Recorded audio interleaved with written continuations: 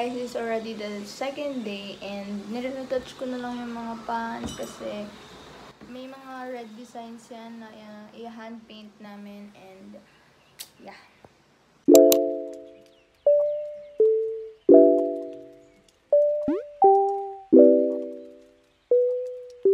Tapos na kami for today guys. Na lahat ng tapos na, ay hindi pa pala tapos. Then, papasok na ako sa school. Gabi ang pasok ko. Bye-bye.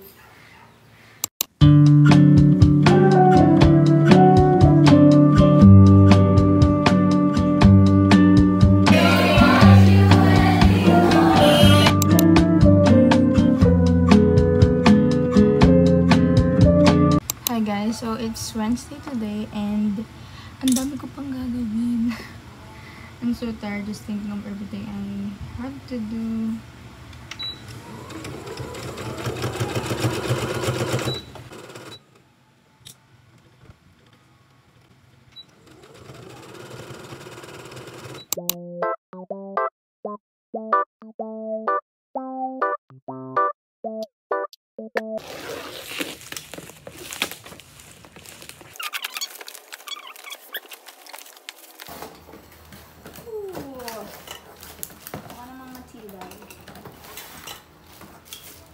Ay, dumating na yung ano ba ito? Clothes rack na in-order ko sa Shopee. Ay, sa Lazada.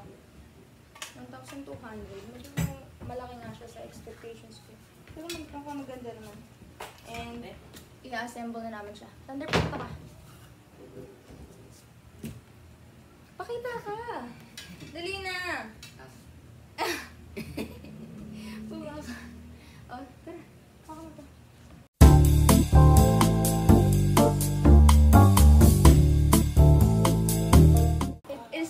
Done! Sobrang hagard ko na. So, sasabihin ko na yung mga tops na ilalagay dito.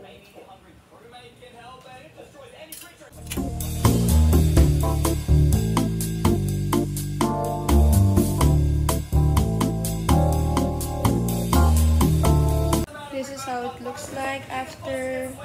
These are the tops, the dresses, the short skirts, and some other tops.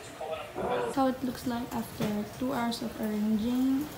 Pinarrange namin yung clothes rack, then I put the clothes there. It has 55 clothes. Then dito yung ring light, yung mirror, then I put clothes, the white cloth in there para maging background ng Wenworns ko. Then I will Wenworn it also with the mirror kasi ito yung background. So yun yung ring light. So mag-shoot na ako after. Ay, magliligo na ako and mag-shoot na ako after. So, guys, stay here. So, tapos na ako ayos and mag-BS. Nakadamit ako Then, ang gagawin ko naman is mag-shoot ako. Dito ako mag-shoot and dito sa kabila, ako mag-mirror shots ng mga damit. So, ita-timeslap ko na lang yung shoot ko. So, without further ado.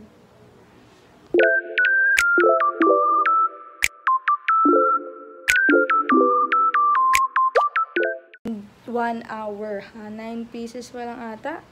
Or 8 pieces pa lang na-shoot ko. And ang dami pa nito, 70 pieces to. Pag ganun-ganun kasi yung araw kaya hindi ako matapos-tapos. And ang kalat na dito sa bahay. Gusto ko nang matapos.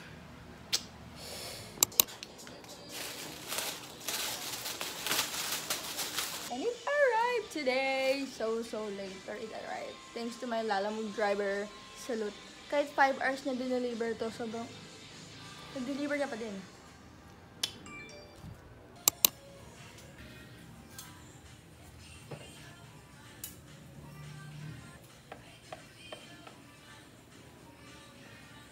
Hey guys, so it's day 2 na. It's 9 AM today. I'm still shooting.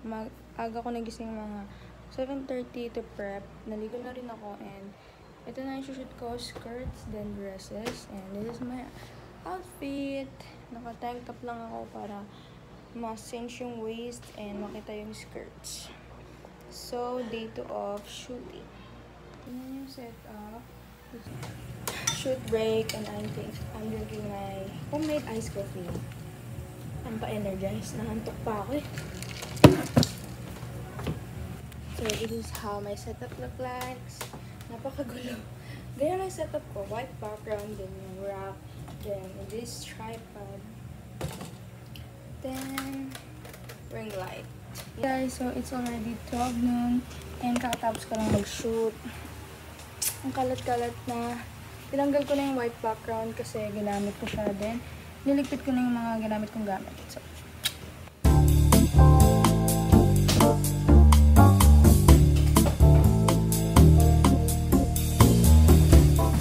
ito yung mga damit na ginamit ko as props or parang pang-outfit lang dun sa damit. Kaya tutupiin ko na dahil sobrang gulo na.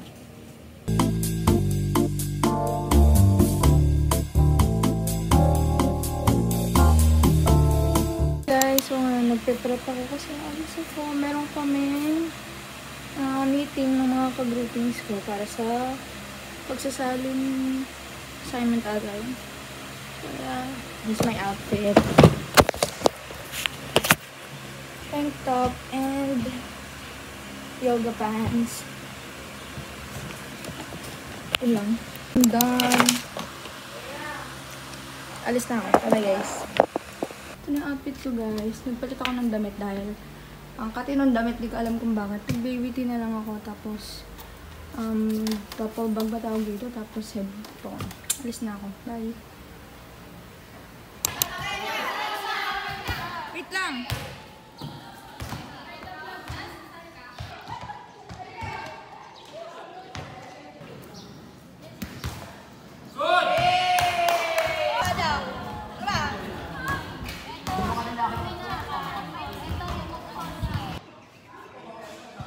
Napagod na ako sa kakalaro.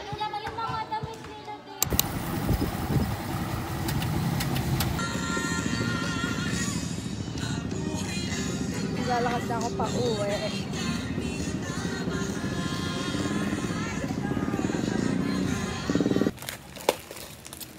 Nakauwi na ako din. Na-unbox ko yung package na dumating. Para to sa ano ko. Digital camera. Check natin kung tama. So, ito na siya. Nakabubble wrap siya. Tapos, parang feeling ko mali. Wala kasing card eh. Wala naman akong parang card na eh. Ay, hindi. Lalagyan lang pala. Charger ko kasi battery tsaka charger ng camera ko. Ito siguro yung charger. Then ito yung battery. Ito yung parang feeling. Akala ko may card. Lalagyan ko. Ito yung camera. Tapos ito na yung battery. Grabe, nag-struggle ako sa pagbukas nito. Ayan, papalitan ko na yung battery niya. Ito yung luma. Tapos ito yung bago.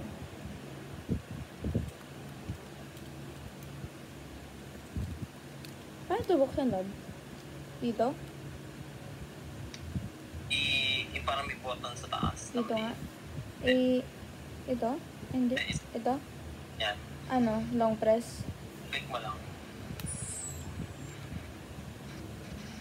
What the fuck? Nag-open! Kausap ko kasi siya. Nagulat ako, gagi. Nakita mo yung reaction ko. Wala, naka-Japanese. May settings dyan. Naka-Japanese. Paano to? Update dito sa camera. Gumana naman siya. By the way, nagbalit ako ng damit siya. Kumain ako kaya nag-iba itsura ko. Tinaganto siya pag i-open.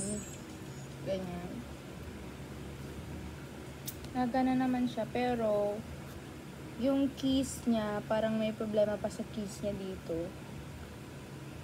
Kaya pupunta ako kay Lablain, ipapag-figure out ko kung paano ito gamitin. Kasi ngayon lang din ako nakagamit ng Digicam. Ito yung sample picture niya. Wait. Kanya. Ay! Nawala agad. So yun, nag-functions naman yung ito niya. Itong taas. Pero the rest dito, hindi ko pa masyado maintindihan. Yan yung itsura niya pag nag-picture. Gagamitin ko to sa mga night photos ko kasi maganda daw yung Digicam sa yung flash niya tsaka yung camera pag night photos. So yun lang. Bye! Guys, hello again. Nalimutan ko na mag-video after. Nandito na ako ngayon sa bahay ng boyfriend ko kasi inaayos namin yung collab business namin. Ito, pinag-uusapan namin yung designs namin sa collection na gagawin namin, tapos yung mga paint, and kung paano namin, kung ano yung mga designs na ipiprint namin sa mga pants. Ito yung currently tapos na namin mga designs. Then dadagdagan pa namin yan for mga around 20 pieces pa dadagdag namin. So yun lang. Pinag-usapan namin yung designs namin sa mga pants. Ito mga screen, pinagawa lang namin to, pinadesign namin, and pinaprint namin. Pinagawa namin yung design sa screen, ay piprint namin sa pants. Ayan, pinag-uusapan namin ngayon. So mamaya magbabasketball kami for pre-workout niya. Samahan ko lang siya. So, today is Friday and birthday ng lola ni Blaine. Meron silang culture na parang di sila nagsiselebrate talaga ng birthday. So, we decided to buy her a cake for nanay. I didn't film na a video na nag-celebrate kami ng birthday ni nanay because Blaine's family are all camera shy.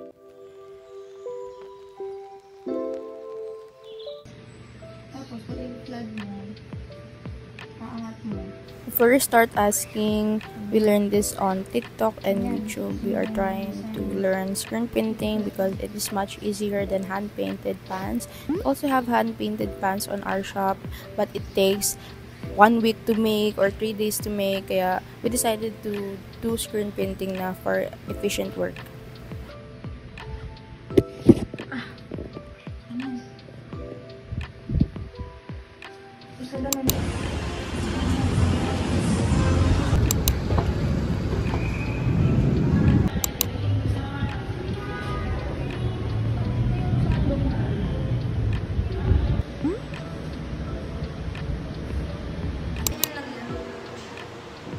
Hello, mga B. Ito kasi B Cortez. Ayan po. Vlogger yan. Vlogger era. Vlogger era.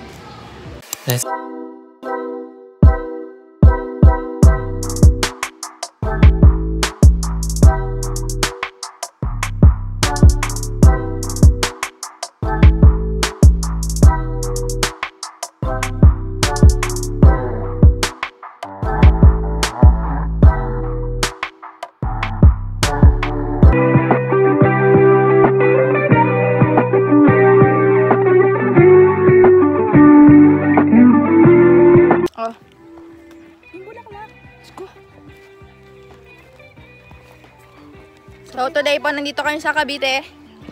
Wala lang, nagpipiknik kami dito. Di, wala ano ba? Ang tagal mo. Hi guys! Hi guys! Welcome to na channel.